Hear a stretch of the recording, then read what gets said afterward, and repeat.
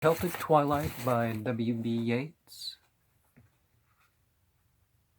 Our Lady of the Hills.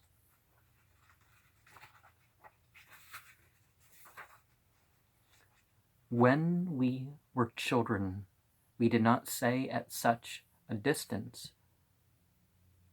from the post office, or so far from the butcher's or the grocer's, but measured things by the covered well in the wood, or by the burrow of the fox in the hill. We belonged then to God, and to his work, and to things which come down from the ancient days. And as we get older, we belong to our ethnicity, our own psychopathic purposes. At least most people do. We would not have been greatly surprised had we met the shining feet of an angel among the white mushrooms upon the mountains, for we knew in those days immense despair, unfathomed love, every eternal mood. But now the drawn net is about our feet, a few miles eastward of Lou Gille.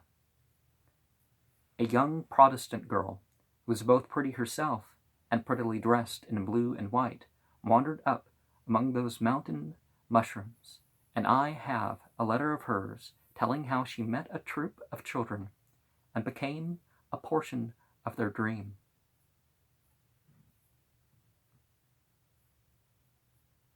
We certainly dream about the things we encounter in our waking hours. When they first saw her, they threw themselves face down in a bed of rushes, as if in a great fear. But after a little, other children came about them, and they got up and followed her almost bravely.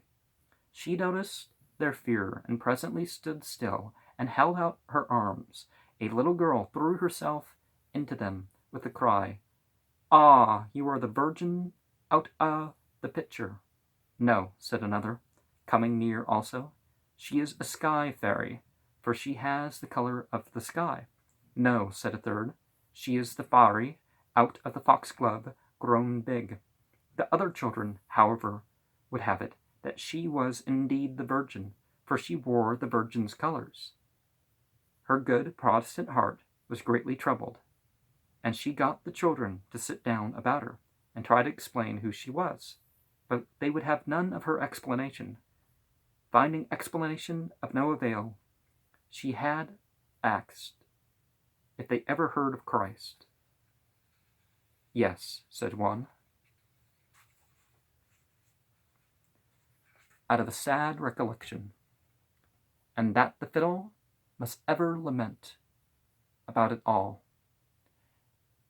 It said that if only they who live in the golden age could die, we might be happy, for the sad voices would be still. But alas, alas, they must sing and we must weep until the eternal gates swing open. We were now getting into the big glass-roofed terminus, and the fiddler put away his old blacking box and held out his hat for a copper, and then opened the door and was gone.